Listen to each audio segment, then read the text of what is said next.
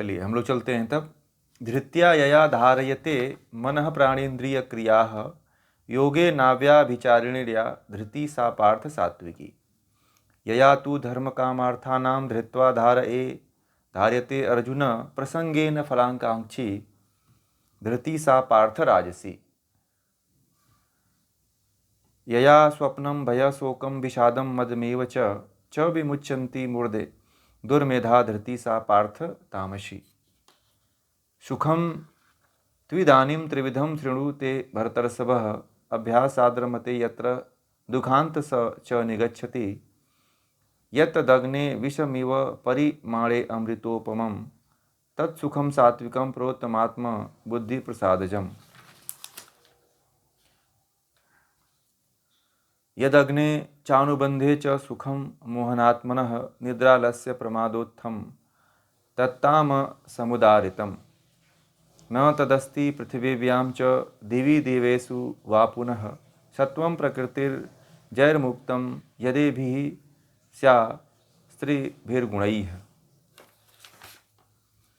कहते हैं कि हे पार्थ, जिस धृति के द्वारा मनुष्य मन प्राण इंद्रियां इनकी गतिविधियों को एक केंद्र में टिकाए रखता है, उन्हें इधर उधर नहीं भागने देता, वह धृति सात्विक होती है। ठीक है, क्या होती है? सात्विक होती है। अब देखिए, जो बुद्धि है वो सात्विक कैसे होती है उसके बारे में भगवान श्री कृष्ण कह रहे हैं। इस सात्विक धृति क्या है? 33 तो हाँ 33। जिस धृति के द्वारा मनुष्य मन प्राण इंद्रियां, 3 चीजें हैं, मन प्राण और इंद्रियां। मन प्राण और इंद्रियां इनकी गतिविधियों को एक केंद्र में टिकाए रखता है। कहाँ पे टिकाए? ब्रह्म में टिकाए या आत्मा में टिकाए। ठीक, मनुष्य जो है धृति के द्वारा धारण करने वाली चीज को, मन को एकाग्र रखने वाली चीज को, मन को, उसमें मन है, प्राण है और इंद्रियां, इन 3 गतिविधियों को एक केंद्र में टिकाए रखे, उन्हें इधर उधर नहीं भागने दे, तो वह धृति सात्विक होती है। मन प्राण और इंद्रियां। अब इन 3 के अलावा कुछ बचता ही नहीं है। बचता है क्या?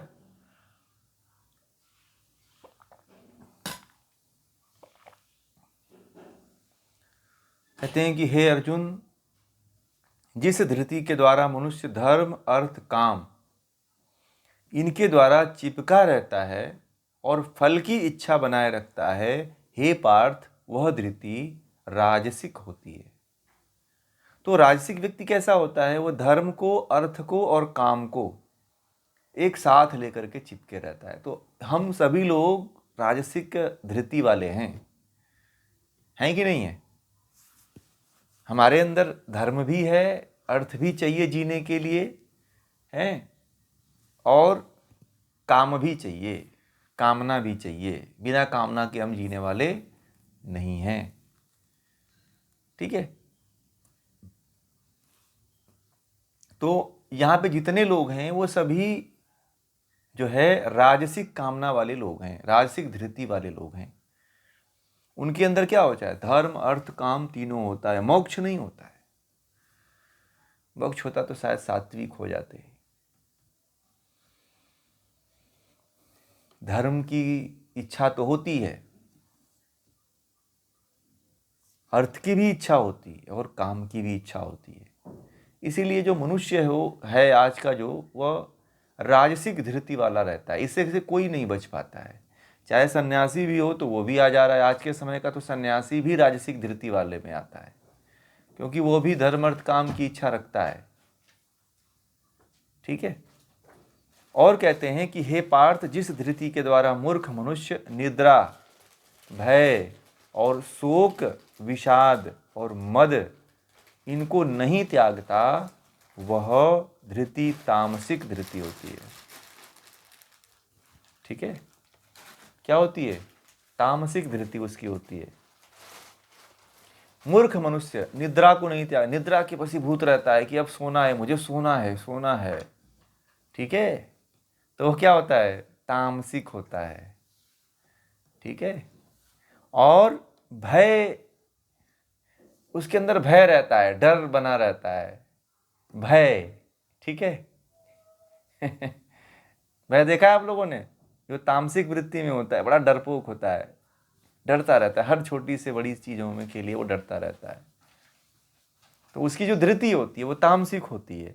और शोक करता रहता है, छोटी छोटी बातों पे वो शोक कर लेता है, चिंता कर लेता है, फिर विषाद में हो जाता है, अर्जुन की तरह विषाद में हो जाता है कि करूं कि न करूं, इसने ऐसा कह दिया, फिर मेरा क्या होगा। तो वो क्या है, वह सब तामसिक धृति वाले हैं और मद में रहता है, नशे में रहता है।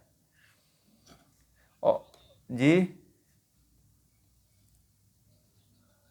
धृति का मतलब पहले ही मैंने बता दिया था, आप लेट में जुड़े हैं। धृति का अर्थ होता है कि धारण करना, टिकाए रखना, संभाले रखना, धैर्य बनाए रखना, धीरज रखना, ये धृति होती है। इतना अर्थ बता दिया। हाँ, धैर्य, हाँ, ये धर्म के ही लक्षण है एक तरह से। यहाँ पे जो धृति है उसका अर्थ, हाँ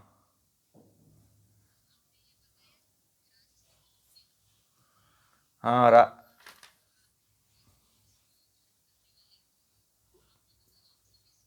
हाँ।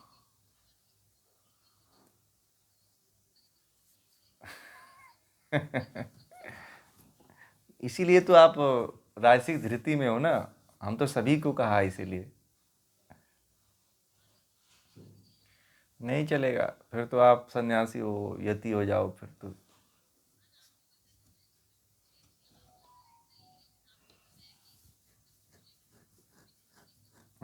सही बात है।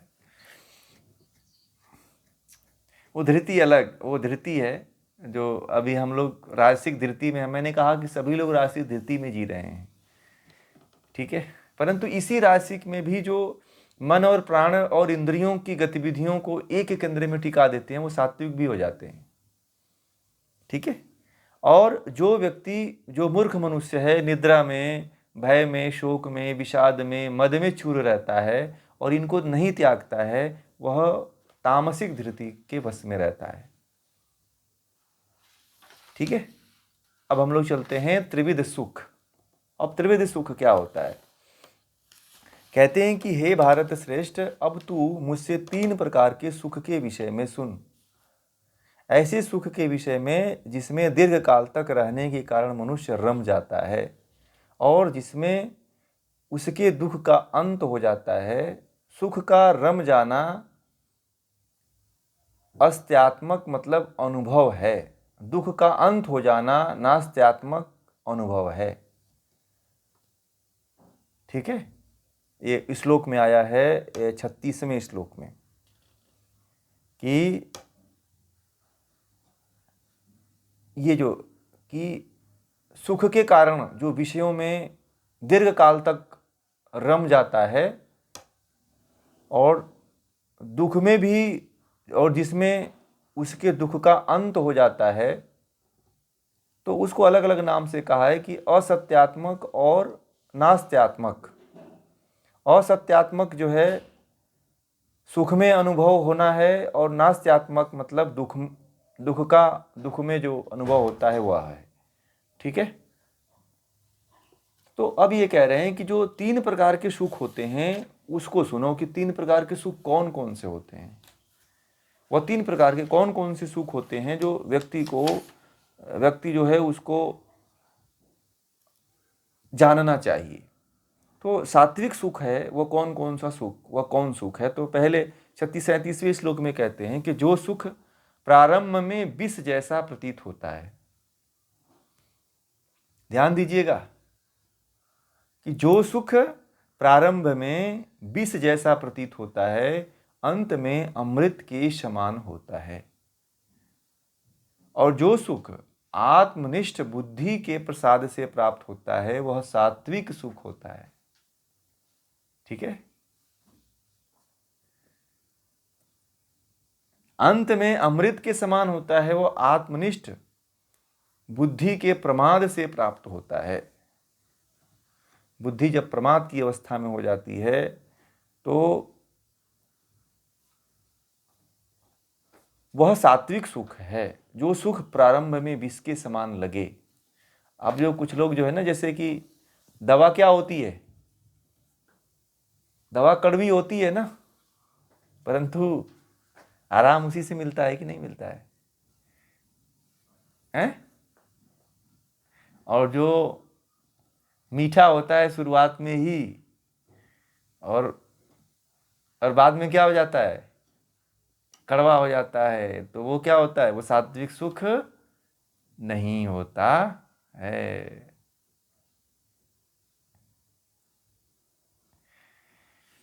और अब समझ गया ना सुख क्या होता है, सात्विक सुख का मतलब। आप लोगों को किसी को संशय है? कहते हैं कि जो सुख प्रारंभ में विष, जो सुख प्रारंभ में विष जैसा होता है, अंत में अमृत के समान होता है। वो शुरुआत में जो कड़वा लगता है, और वही सुख जो है अंत में अमृत देने वाला होता है।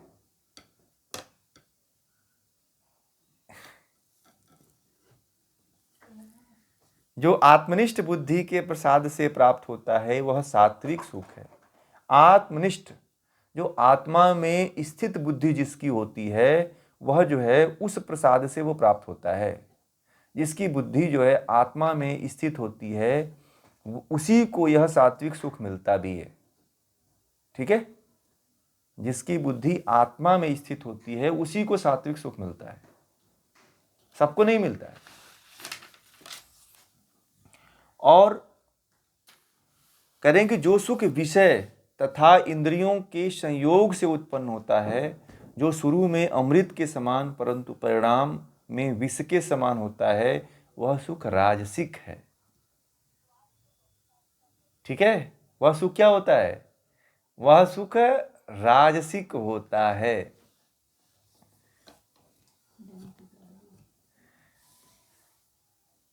जो सुख विषय तथा इंद्रियों के विषय, इंद्रियों के विषय और इंद्रियों के संयोग से होता है, और शुरू में तो बड़ा मजा आता है, और अंत में क्या होता है, इसका परिणाम विष के समान होता है, वह राजसिक होता है, वह राजसिक सुख है। और तामसिक क्या होता है, तो कहते हैं कि जो सुख प्रारंभ और अंत में आत्मा को मोह में फंसाए रखता है। ठीक है, जो सुख प्रारंभ और अंत में आत्मा को मोह में फंसाए रखता है, शुरुआत में भी और अंत तक मोह में जो फंसाए रहता है, जो सुख जो होता है, वह सुख निद्रा, आलस्य तथा प्रमाद से उत्पन्न होता है। वह सुख तामसिक कहलाता है। निद्रा से, मोह से, निद्रा, आलस्य और प्रमाद से उत्पन्न जो होता है, निद्रा तंद्रा में रहता है, आलस्य उसको आती है, प्रमाद रहता है, वह सुख तामसिक होता है। ठीक है, प्रारंभ और अंत दोनों में उसे आत्मा को फंसाए रखता है, मोह में फंसाए रखता है। मोह जो होती है, जो मोह में फंसा रहता है, वह व्यक्ति हमेशा जो है आलस्य में, तंद्रा में और प्रमाद में रहता है, अर्थात तामसिक में, तामसिकता में वो फंसा रहता है। यह तामसिक सुख है। फिर भी वो इसको लेता है, ऐसा नहीं कि छोड़ देता है। इन जितने भी प्रकार के सुख आप लोगों को बता रहे हैं, उन तीनों प्रकार के सुखों को व्यक्ति लेता है। ठीक है, और हर तरह के व्यक्ति होते हैं यहाँ पे, एक तरह के व्यक्ति नहीं होते, हर तरह के व्यक्ति होते हैं। और दूसरी चीज, ये जो तीनों सुख बताया, ये तीनों सुख जो है केवल एक ही व्यक्ति को नहीं प्राप्त होते हैं, सभी व्यक्तियों को होते हैं। जो सात्विक में रहता है वो भी इससे गुजरता है, जो रासिक में होता है वह भी उससे गुजरता है, जो तामसिक में होता है वह भी उससे गुजरता है। हर व्यक्ति जो है इन तीनों प्रकार के सुखों से होकर गुजरता है। ठीक है, हर व्यक्ति।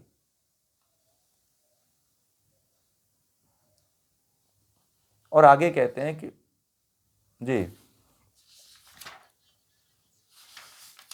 जैसे कि मान लीजिए कि कोई व्यक्ति है और शुरुआत दौर में वह उसको कुछ ऐसा सुख प्रारंभ में बहुत अच्छा लगता है, फिर उसको मोह हो जाता है और मोह में वो फंसा रहता है। फिर वह जब मोह में फंसा रहता है तो वो निंद्रा में, आलस्य में, प्रमाद में घिरा रहता है।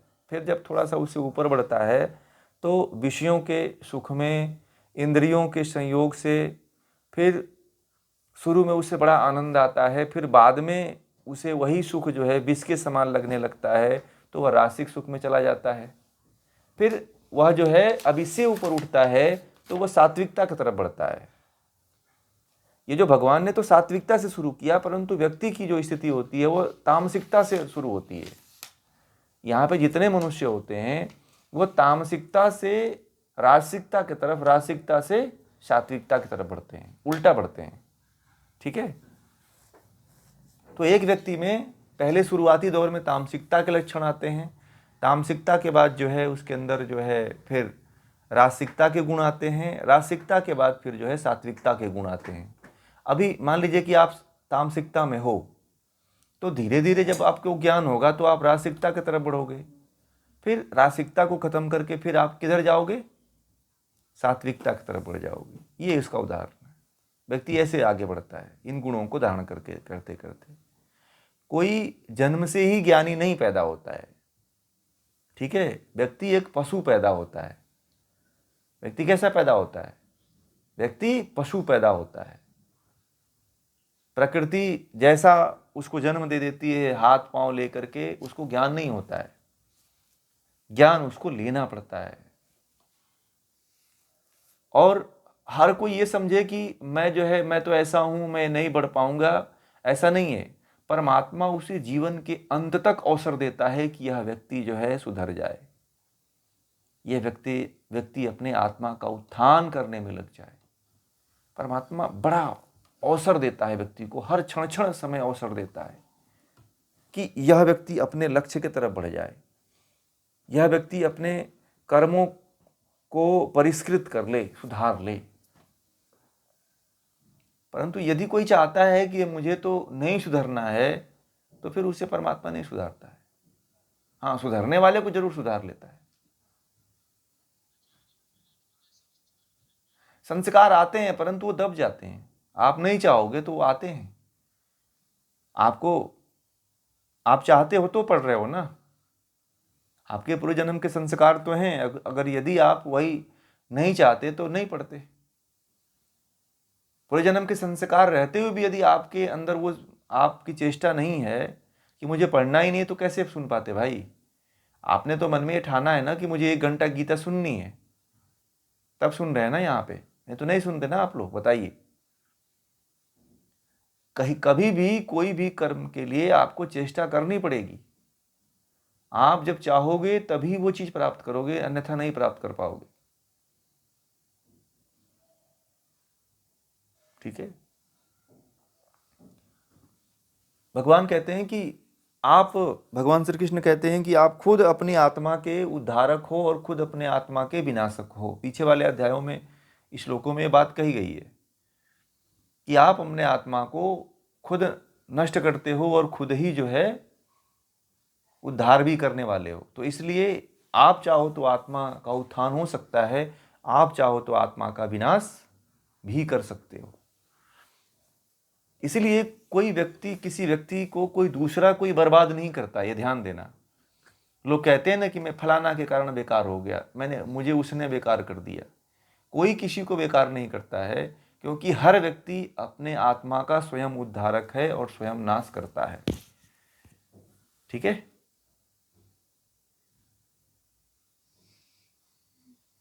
हर व्यक्ति अपने कर्म से पैदा होता है और अपने कर्म से ही उसकी स्थिति होती है कि वो किस स्थिति पे है। ठीक है, समझ में आ रही है बातें। आगे कहते हैं कि इस पृथ्वी लोक पर कोई ऐसा नहीं है और देवता लोक में कोई देवता ऐसा नहीं है जो प्रकृति द्वारा उत्पन्न सत रजतम इन 3 गुणों से मुक्त हो।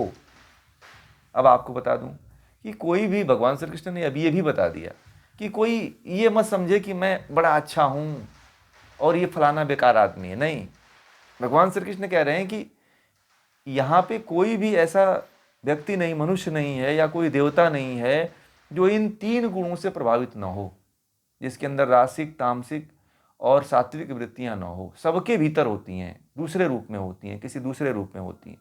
जो आपके अंदर है वो मेरे अंदर नहीं है, जो मेरे अंदर है वो आपके अंदर नहीं होता है।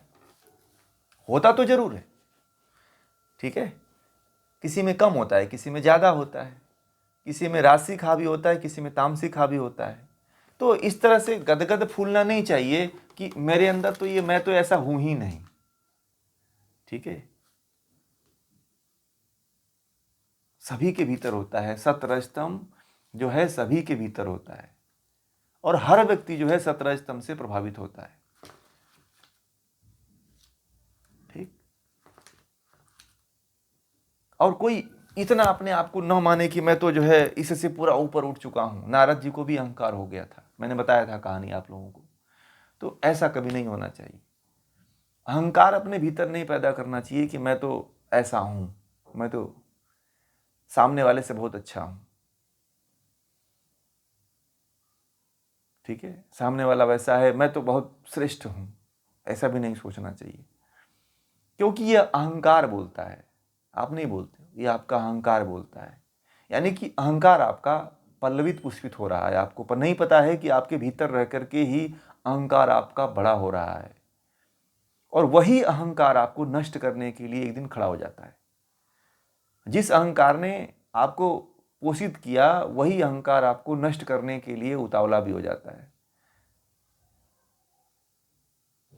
फिर कहते हैं खिसियानी बिल्ली खम्मा नोचे, ठीक है। तो व्यक्ति जब अहंकार जब ज्यादा बढ़ जाता है तो वो क्रोध से ग्रसित होकर के स्वयं को नष्ट करने लगता है। तो आजकल के लोग क्या करते हैं, कोई फांसी लगा लेता है, तो कोई जहर काटता है, तो कोई चाकू से अपने आप को नस काट लेता है, कोई ब्लेड लगा लेता है। करते हैं कि नहीं करते हैं लोग? हैं कि नहीं इस कैटेगरी वाले लोग? है ना। कई लोग तो जहर खाने का प्रयास, पुड़िया खा करके घर में कह देते हैं कि मैंने जहर खा लिया। अब घर वाले हॉस्पिटल लेके दौड़ते हैं। अरे बताना ही नहीं चाहिए था जब जहर खा लिया तो। अपने परेशान हुए, घर वालों को भी परेशान किए, सो जाते हैं, है कि नहीं। ये अहंकार के कारण इस तरह से लोग करते हैं।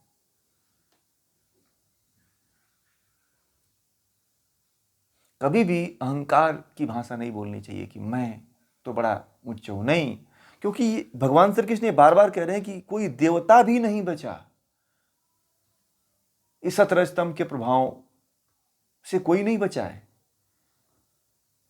इसलिए कभी अहंकार नहीं करना चाहिए कि मैं किसी से, मैं ऊंचा हूं वो नीचा है, मैं ऐसा हूं मैं वैसा हूं। नहीं, आप शरीर थोड़ी हो, आप कोई व्यक्ति विशेष थोड़ी हो। यहाँ पे जाति पंच मजहब थोड़ी आप हो। आप तो एक क्या हो, एक आत्मा हो। क्या हो आप? एक आत्मा हो। कोई लिंग नहीं हो, कोई शरीर नहीं हो, कोई परिवार नहीं हो, कोई संस्था नहीं हो, कोई समाज नहीं हो, कोई जाति नहीं हो, कोई धर्म नहीं हो। आप आत्मा की तो कोई जात ही नहीं है, कोई लिंग ही नहीं है, कोई धर्म ही नहीं है।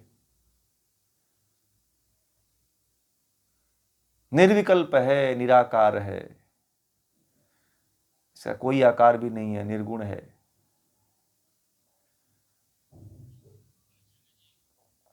हम्म हम्म शुद्ध आत्मा है आप।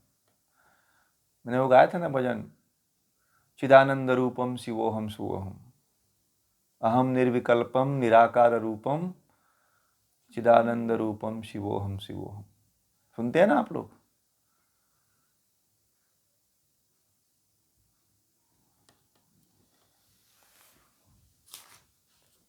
आगे चलते हैं। अब स्वभाव के अनुसार कर्म क्या क्या होते हैं वह उस पे चलते हैं।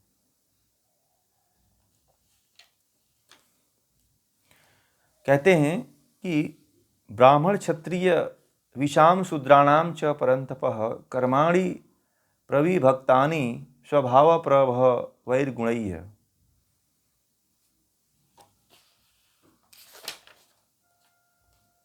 समो दमस्तपः शौचं क्षान्तिरार्जमेव च ज्ञानं विज्ञानमस्तिक्यं ब्रह्मकर्म स्वभावजं शौर्यं तेजो धृति दार्ढ्यं युद्धे चाप्य पलायनं दानमीश्वरं भावश्च छात्रं कर्म स्वभावजं कृषि गोरक्ष्य वाणिज्यं वैश्यकर्म स्वभावजं परिचर्यात्मकं कर्म शूद्रस्यापि स्वभावजं स्वे स्वे कर्मण्यभिरतः संसिद्धि लभते नरः स्वकर्म निरंतर सिद्धि तथा विदन्ति तच्छृणु।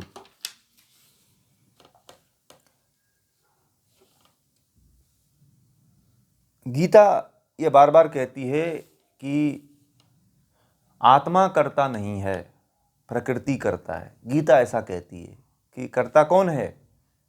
कर्ता प्रकृति है, आत्मा कर्ता नहीं है। प्रकृति में सत रज तम ये 3 गुण काम करते हैं गीता के अनुसार। इसको आप लोग नोट कर लीजिएगा। सृष्टि का जो सारा चक्र है वह इन 3 गुणों का ही परिणाम है। मनुष्य क्या है? मानव के मन की रचना में, उसके स्वभाव में ये ही गुण काम कर रहे हैं। मानव के मन में और उसके स्वभाव में ये 3 सतरजतम गुण ही काम कर रहे हैं। इन 3 गुणों की कमी या अधिकता के कारण ही कोई ब्राह्मण, कोई क्षत्रिय, कोई वैश्य, कोई शूद्र है। प्रत्येक व्यक्ति का स्वभाव, उसका अपना सात्विक, राजसिक, तामसिक गुण है। इसी भाव को लेकर गीताकार कहते हैं, भगवान श्री कृष्ण कह रहे हैं कि हे परंतप, शत्रुओं को तपाने वाले अर्जुन। परंतप का तात्पर्य क्या होता है? शत्रुओं को तपाने वाले को परंतप कहते हैं। कहते हैं कि ब्राह्मण, क्षत्रिय, वैश्य और शूद्र के अपने अपने स्वभाव से उत्पन्न हुए सतरजतम इन गुणों के कारण इनके कर्म अलग अलग बटे हुए हैं। इसको ध्यान रखिएगा, बहुत महत्वपूर्ण विषय है ये।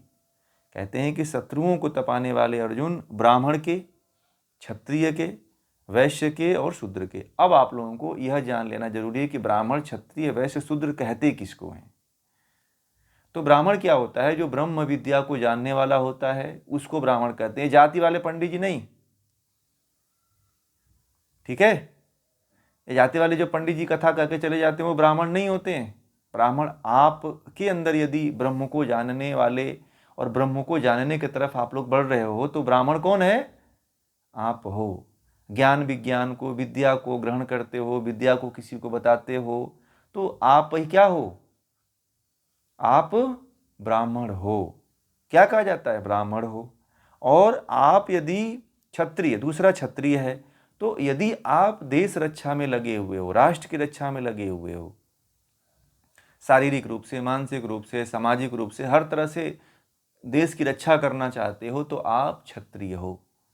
भुजाओं में बल है आपके, भुजाओं के द्वारा देश की रक्षा करने में तत्पर हो, आप राष्ट्र की रक्षा करने में तत्पर हो, तो आपके अंदर वह क्षत्रियता का गुण है। यदि आपके भीतर व्यापार करने का गुण है, कई भाषाओं के ज्ञाता हैं आप, और इस देश से उस देश में जाकर के आप व्यापार करने वाले हो, तो आप क्या कहलाते हो? आप वैश्य कहलाते हो। अब ये नहीं कि हम वैसे जो लिखते हैं कि हम कायस्थ हैं, हम वैश्य हैं, बोले नहीं। वो जो नाम से जो अपने आप को लिखते हैं कि हम क्षत्रिय हैं, हम का जो है वैश्य हैं, तो ये सब ये अपने पूर्वजों पे गर्व करने वाले लोग हैं। कर्म इनके पास कुछ नहीं है, ठीक है?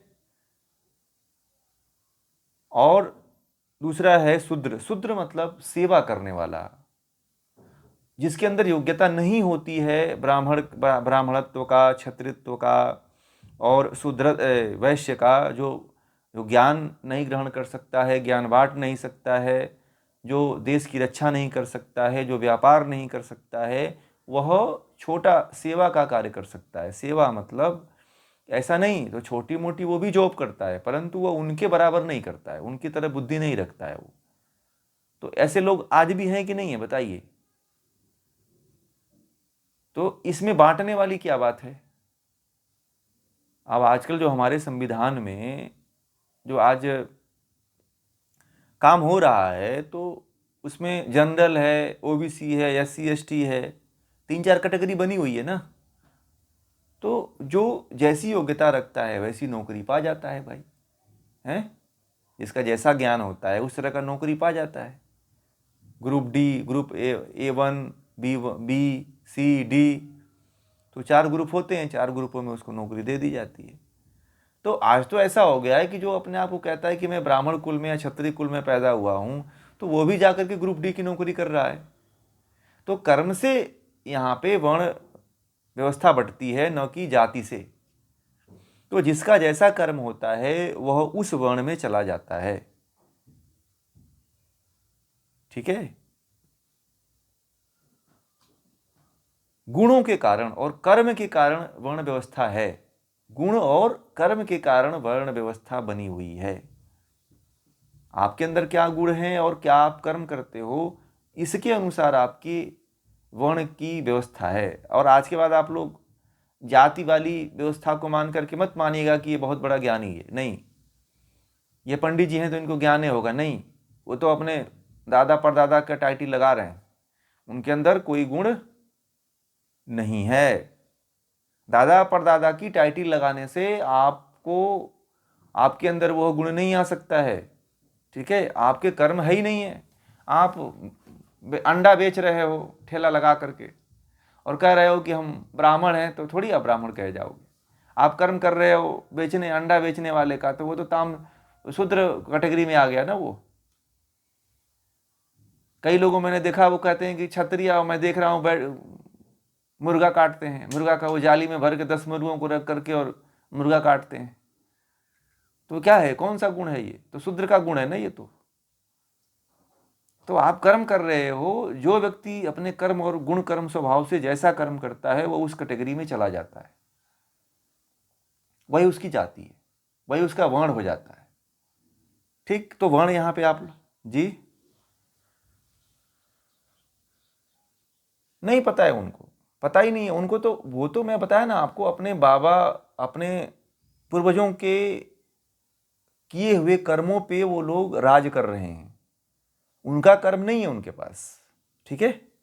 उनके पूर्वजों ने जो कर्म कर दिया उसी पे अहंकार में वो चूर है कि हमारे पूर्वज ब्राह्मण थे, उनको ये ज्ञान, वेदों का ज्ञान था। अरे आपको क्या ज्ञान है भाई, आप तो पढ़े ही नहीं, न संध्या करते हो, न पूजा पाठ करते हो, केवल जो है 2 नंबर का काम कर रहे हो, तो थोड़ी ब्राह्मण कह जाओगे। आपने समाज का में आपका कोई विशेष योगदान है, कोई एक आध निकल जाते हैं लोग, ऐसी बात नहीं है, बहुत अच्छे लोग निकलते हैं। परंतु कुछ लोग जो अपने आप को बड़ा जो अहंकारी दिखाते हैं, वो लोग तो यही हैं, ठीक है। आज समाज इतना बिखरता थोड़ी, यदि इस तरह का वर्ण व्यवस्था होती तो समाज में वर्ण व्यवस्था अगर सही तरीके से चलती तो थोड़ी इतना भारत देश पिछड़ता और लोग इतने पिछड़ते। बहुत आगे होता देश आज। जो ये ऋषियों की परंपरा थी भाई। गुरुकुलों में जैसे ही लड़का जाता था, गुरुकुलों में आचार्य जो हुआ करते थे उसको उसके गुण कर्म स्वभाव के अनुसार उसको उस तरह की शिक्षा देते थे, और वहीं पे तय हो जाता था कि यह ब्राह्मण कुल में जाएगा, यह क्षत्रिय हो जाएगा, और एक यह शूद्र हो जाएगा। एक नीच कुल में पैदा हुआ भी बच्चा यदि गुरुकुल में जाता था तो उसके गुण कर्म स्वभाव से उसका वर्ण व्यवस्था तय हो जाता था, ठीक है। कि ये क्षत्रिय बनेगा, यह वैश्य बनेगा, क्योंकि इसके अंदर गुण व्यापार का है, इसके अंदर सेवा का गुण है, तो यह शूद्र बन जाएगा। तो इस तरह से गुरुकुलों में यह तय हो जाता था। कोई जाति थोड़ी होती थी कि फलाना हम जाति के हैं, फलाना हम इसके हैं, कोई जाति नहीं हुआ करती थी। जाति तो ये मुश्किल से 2000 सालों का एक खेल है पूरा ये, कि हम फलाना जाति में हैं, हम इस जाति में पैदा हुए हैं, तो हम इनसे ऊंचे हैं, हम इनसे बड़े हैं, हम इनसे छोटे हैं। ये तो 1000-2000 सालों का पूरा खेल है ये जाति का। अंग्रेजों के काल से और बढ़ गई जी।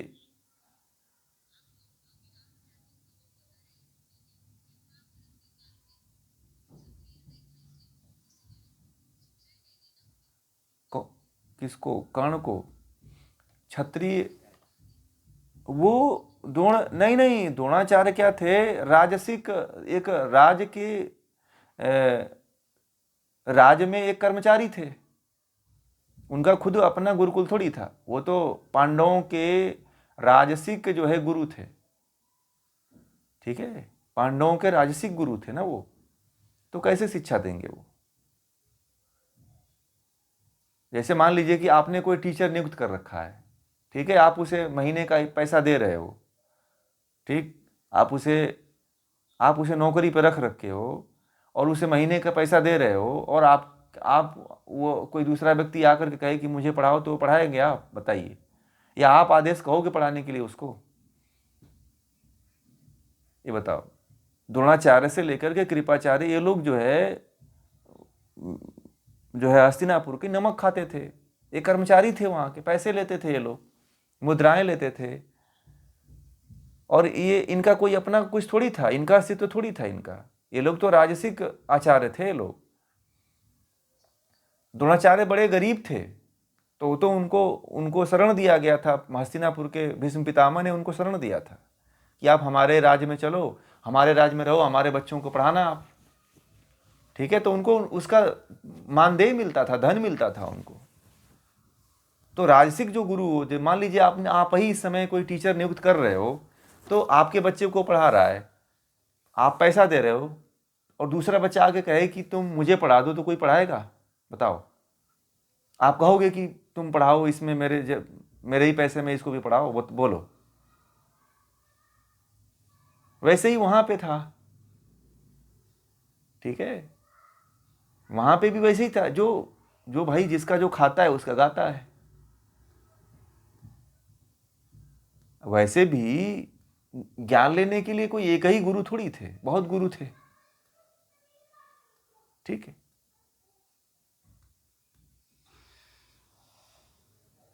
कुछ बातें ऐसी हैं जो गलत तरीके से लिखी भी गई हैं। कर्ण ने तो उनसे, परशुराम से भी शिक्षा लिया था। ठीक है, बिना ज्ञान लिए हुए कैसे इतना बड़ा धनुर्धर हो सकता है, हम बताओ। हमें तो कुछ कुछ मुख्य मुख्य गुरुओं के बारे में पता है ना, कि द्रोणाचार्य ने मना कर दिया, ये कर दिया, वो कर दिया। आप लोग सही तरीके से उसके तात्पर्य को लोगों ने क्या है, भड़का दिया है कि जाति का भेद था, ऐसा था, वैसा, ऐसा नहीं था। जो राजसिक गुरु होते हैं वास्तव में किसी को नहीं पढ़ाते हैं, वो राजा के ही बस केवल काम आते हैं। आज जैसे आज मान लीजिए कि फैमिली डॉक्टर हैं कि नहीं है, आप ही लोगों के फैमिली डॉक्टर हैं, फैमिली गुरु हैं, फैमिली आचार्य हैं, है ना, है कि नहीं है, तो वो उन्हीं पे काम करते हैं। तो उस समय तो राजा था भाई, उस समय तो और ये सब थी जी।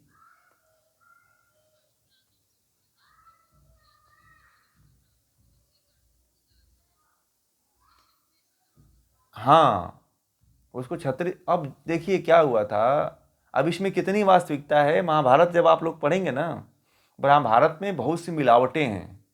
आप लोग अभी मूल रामायण महाभारत नहीं पढ़े हो। ये जो बातें जो लिखी गई हैं वो महाभारत में बाद में जोड़ी गई हैं। ठीक है, महाभारत को इसीलिए मैंने आप लोगों को कहा था कि महाभारत आप लोग पढ़िए। ठीक है, मूल महाभारत आप लोगों को बताऊंगा। ये बातें जो आप लोग कह रहे हो ना, ये कहीं नहीं मिलती है। संस्कृत के मूल महाभारत की बात कर रहा हूं मैं। ये टीवी वालों ने दिखा करके बहुत कुछ गड़बड़ कर दिया है। ठीक है, महाभारत के मूल जो संस्कृत, जैसे मैं आप लोगों को यहां पढ़ा रहा हूं, वैसे ही जो संस्कृत मूल है ना, वहां पे जब आप लोग पढ़ोगे तो ये चीज बात आपके सामने उजागर होगी कि क्या सही था, क्या गलत था। आप अगर ये मूल रामायण पढ़ोगे तो हनुमान जी के बारे में कभी नहीं कहा जाता है कि वो बंदर है। हनुमान जी की पूंछ थी, वो तो बाद में लोगों ने हाइपर बोल करके जोड़ा है। हनुमान जी राजा के लड़के थे भाई, केसरी नंदन तमिलनाडु के बहुत बड़े राजा थे, किष्किंधा के, और वहां के क्या नाम है, हाँ पंपा नहीं, और कौन सा आज भी वहाँ पे है, तमिलनाडु में वो क्षेत्र है जहाँ पे केसरी नंदन का राज था। पंपा सरोवर ये सब उधर ही है, सब तमिलनाडु में आज भी है सब वहाँ पे, है ना। तो आप ही बताओ, हाँ हाँ है ना, आप गए होंगे शायद, देखिएगा। तो आप ही बताओ, कैसे मान सकते हो कि ये कोई बंदर ऐसे कार्य करेगा? आप जो ये बातें लिखी गई है, भगवान राम को आए हुए 10 लाख साल हो गए। कितने साल हो गए? 10 लाख वर्ष हो गए। अब इतने में 10 लाख का समय होता है कि नहीं होता है?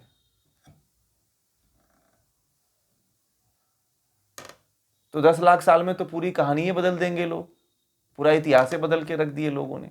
हनुमान जी को बंदर बना दिए कि ये बंदर के अवतार थे।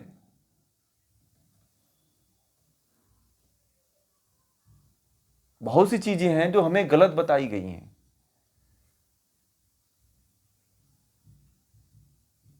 और महाभारत में बहुत सी चीजें मिलावट है, जैसे लिखा गया है उसका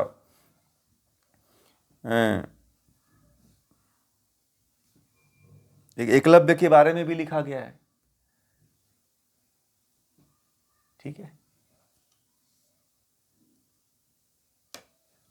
तो ये सारी बातें हैं, थोड़ा सा उसके बारे में सही तरीके से पक्ष और निष्पक्ष दोनों को जो आप जानेंगे तो आपको पता चलेगा ये बातें, कि ये बातें क्या सत्य हैं या गलत हैं। आपको पता है द्रोणाचार्य तो पांडवों से भी छल करते थे। आपको ये भी नहीं पता है कि पांडवों से भी छल करते थे। वो तो जब पांडव चले जाते थे कहीं तो अश्वत्थामा को चोरी चोरी जो है ज्ञान दिया करते थे। वो तो ऐसे भी गुरु रहे वो।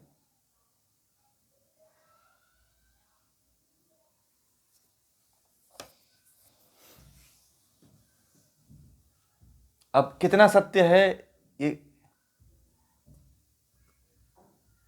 हाँ वही। अब नहीं, अब उसमें ना आप लोगों को ये बातें जो मैं कह रहा हूं, ये बातें कही जाती हैं महाभारत में, परंतु क्या ये वास्तविकता है इसमें? अब ये तो पढ़ने के बाद ही पता चलेगा ना। आप लोगों ने मूल रूप से पढ़ा नहीं है ना, सुन रखा है। जब आप लोग पढ़ना तब मानना, ठीक है, कि वास्तव में लिखा है कि नहीं लिखा है। कोई भी चीज कैसे कोई बोल देता है भाई? जब आप मूल ग्रंथ को पढ़ो तब आप उसके बारे में टीका टिप्पणी करो कि हाँ ये बात सही है। अब गीता पढ़ने के बाद आप लोगों को कोई कहे कि गीता में ये लिखा हुआ है, तो आप लोग क्या उसके मुंह पे तबातोड़ जवाब दोगे कि नहीं ऐसा नहीं लिखा, गलत बोल रहा है, झूठ बोल रहा है? बताओ आप लोग। आप लोगों को तो इस श्लोक के अनुसार एक एक चीज बताया गया कि नहीं बताया गया? अब आपसे कोई कहे कि गीता में लिखा हुआ है कि भगवान श्री कृष्ण की पूजा कर लो तो मुक्ति मिल जाएगी, कहीं मिला यहाँ पे? अब रामानंद सागर की गीता आती है तो वो कहते हैं कि शोक न करे मेरी भक्ति में लग जा, मैं तेरे हर पाप से मुक्ति दूंगा। हैं? तो ये बताओ अब कहाँ इसमें लिखा हुआ है? आप लोगों ने गीता पढ़ा, कहीं लिखा हुआ है? और जो भी बातें गीता के बारे में बताई गई है यहाँ इधर उल्टा सीधा जो आप लोगों ने फेसबुक पे मैसेज में यहाँ वहाँ पढ़ते हो, आपको कहीं मिला इसमें? वैसे ही जब रामायण पढ़ोगे ना आप लोग, तो भी तब वहाँ पे आप लोग परिचित हो जाओगे कि क्या वास्तविकता है और क्या हमें पढ़ाई जाती है और क्या हमें सिखाया जाता है, क्या बताया जाता है।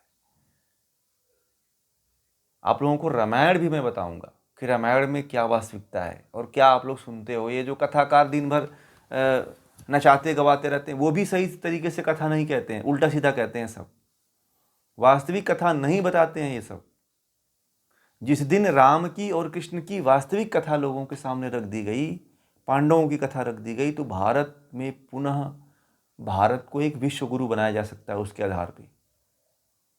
परंतु वैसी कथा,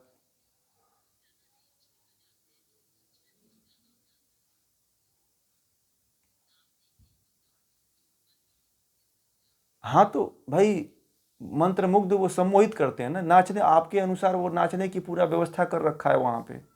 वैसा वो लोग पूरा एकदम मंच बना रखते हैं, एकदम हाई फाई मंच। मंच को बनाने में 10 लाख मंच में लग जाता है, पता है?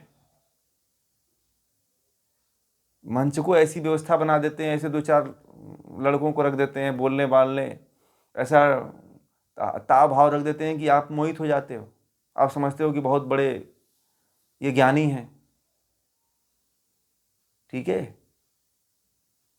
परंतु वास्तविकता कुछ होती नहीं है। ये बहुत बड़ा भ्रम है और बहुत बड़े बड़े लोग इसमें भ्रमित हो गए हैं। मैंने देखा एक बड़े बड़े आईएएसों को भी जो है भ्रम जाल में फंसते हुए देखा है, इन्हीं के चक्करों में फंसते हुए। बेचारे वो पढ़ कर के आते हैं, मेहनत करके आते हैं, मुझे पता है बहुत मेहनत करनी पड़ती है आईएएस में, मैं भी उसकी तैयारी किया हूँ, मुझे भी पता है, फिर भी वो जो है उसके चक्करों में पड़ जाते हैं। वो उनको सही अर्थ का, सही और बुरे का ज्ञान नहीं चल पाता है। मैंने बहुत से लोगों को देखा है, ज्ञानी व्यक्ति के सामने कभी नहीं झुकेंगे, परंतु जो अज्ञानी व्यक्ति है उसके सामने झुक जाते हैं, सोचते हैं कि ये मुक्ति हमें कर देगा हमें, और कोई उनके प्रश्नों का निराकरण नहीं दे पाता है, उल्टा सीधा उत्तर देगा। वो कहेगा कि ये कर लेना, वो कर लेना, ऐसे कर लेना, यहाँ चले जाना, वो चले जाना, यहाँ पे दान दे देना, ये फलाना कर लेना तो हो जाएगा, और उसी में उनको रमाए रखता है। कथा कहलवा लेना तो मुक्ति मिल जाएगी। मैंने एक उदाहरण तो दिया था ना आप लोगों को, एक माता जी का, यहाँ पे उन्होंने अपने जीवन में जो पैसा बचा खुचा था 18 लाख रुपया लगा दिया है, और उनको कुछ नहीं हुआ उनके साथ, आज भी बेचारी परेशान है।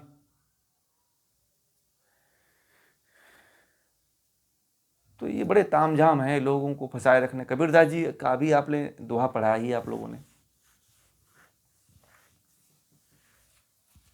कि ब्रह्मा विष्णु महेश शक्ति पार्वती, इनके चक्करों में लोग पड़े हुए हैं, परंतु उस ब्रह्म को नहीं जान पाते हैं, उनके भीतर है वो।